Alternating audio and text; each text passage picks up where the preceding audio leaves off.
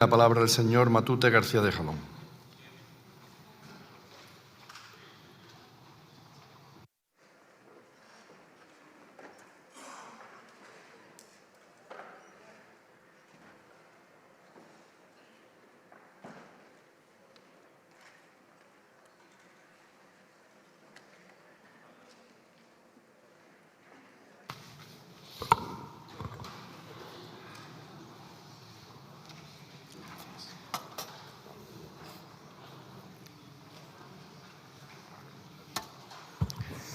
Presidente, señorías, resulta difícil subir a esta tribuna para en el lapso de 1 año y medio volver a hablar de lo mismo en términos solemnes. Y es que desde aquel 5 de diciembre en que hablamos por primera vez de Palestina en este hemiciclo, nada ha cambiado sino el aumento de las cifras de muertos de palestinos y de palestinas, de población civil de Palestina. Y lo único que se ha demostrado es las limitaciones de nuestra acción política. Ojalá este debate, más allá de lo que digamos, sea conocido por lo que hemos conseguido poner en pie, por lo que vamos a hacer. Ojalá este debate, en ese caso, se parezca al menos a un viento de poniente, que tenga naturaleza revoltosa y sea libre. Decía el presidente hace 6 días que el Estado español no hace negocios con estados genocidas. Mañana tendremos oportunidad de poner encima de la mesa nuestras dudas frente a sus certezas en lo que tiene que ver con la comparecencia del ministro del Interior.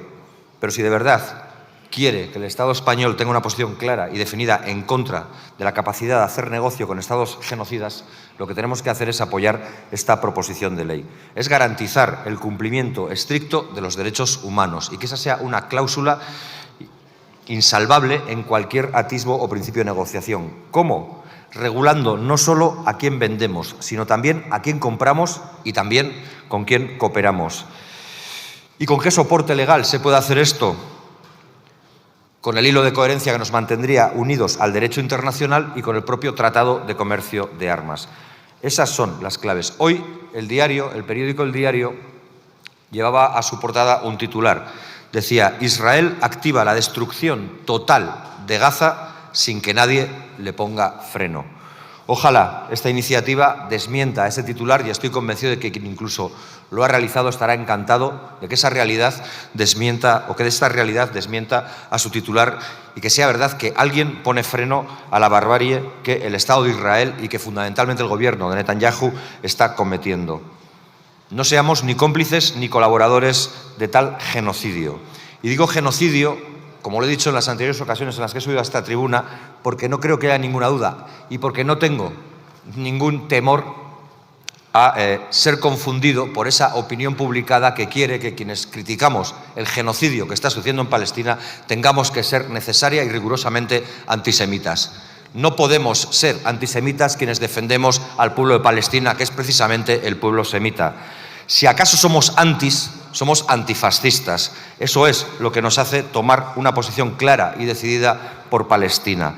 Fíjense que el término de genocidio es un término que aparece en la escena internacional en torno a la década de 1940 y lo hace porque las Naciones Unidas, porque el convenio de la Organización de las Naciones Unidas de 1948 necesitaba tener una definición para lo que había pasado con el Holocausto y con los judíos europeos. Y le encargaron a un judío polaco, Raphael Lemkin, que definiera lo que podía ser un genocidio.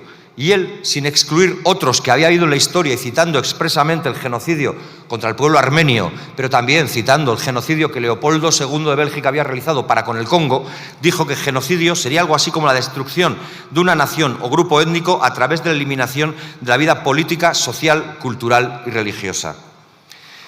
Lo hacía siguiendo también las lecturas de un republicano irlandés, Roger Casement, que era quien había denunciado precisamente y había documentado todo el genocidio que se había provocado en el Congo por parte del gobierno colonial belga de Leopoldo II y que a la postre le costó su propia destitución, la de Leopoldo.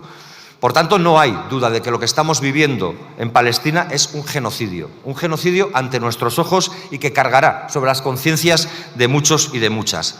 Entre 55.000 y 62.000 personas asesinadas, de ellas un 80% población civil, más de 120.000 heridos. Y me estoy agarrando a las horquillas más bajas por aquello de que nadie diga que se inflan los datos. Hambruna extrema. Dejan entrar a 5 o 9 camiones diarios para dar de comer a 2 millones de personas. Desplazamientos forzados, haciéndoles ir de un lugar a otro del territorio de la Franja de Gaza, bombardeando las poblaciones que hasta antaño les decían que eran los lugares a los que tenían que ir, como Han Yunis, con 50 muertos ayer.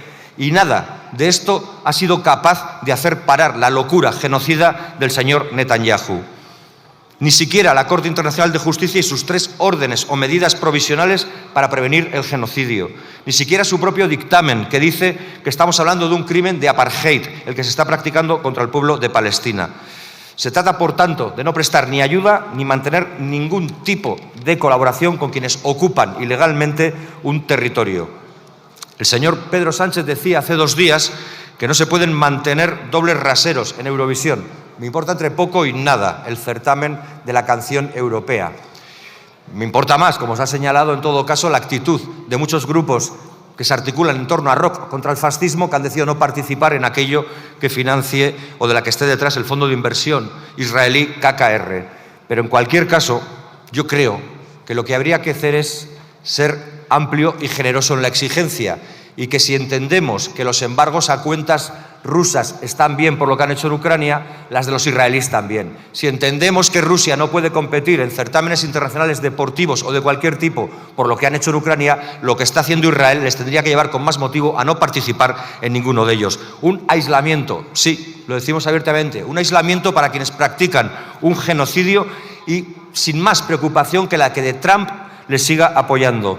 Saben seguramente ustedes, sus señorías, y voy finalizando, que la última operación, la que quiere llevar la destrucción total a Gaza, a 2 millones de personas, se llama Carros de Gedeón. Ese es el nombre con el que ha bautizado a la operación militar que pretende arramplar con todo en Gaza. Ojalá esos carros de Gedeón sirvan para llevar a Netanyahu a la Corte Penal Internacional por delitos de lesa humanidad, por crímenes de guerra y por genocidio. Pero en cualquier caso, para que no pasemos a la historia como ovejas, como rebaños mansos de quien hizo lo que hizo mientras mirábamos a otro lado, y ya que empezaba con el viento de poniente, permítanme que terminen también con la letra de una canción que se llama así, Viento de Poniente, de Marea. No callemos, que como aquel que calla otorga y aunque la ignorancia es sorda, podamos levantar la voz y que sea más fuerte que los ladridos de los perros y que la voz del pastor. Besterik ez mila esker. Muchas gracias.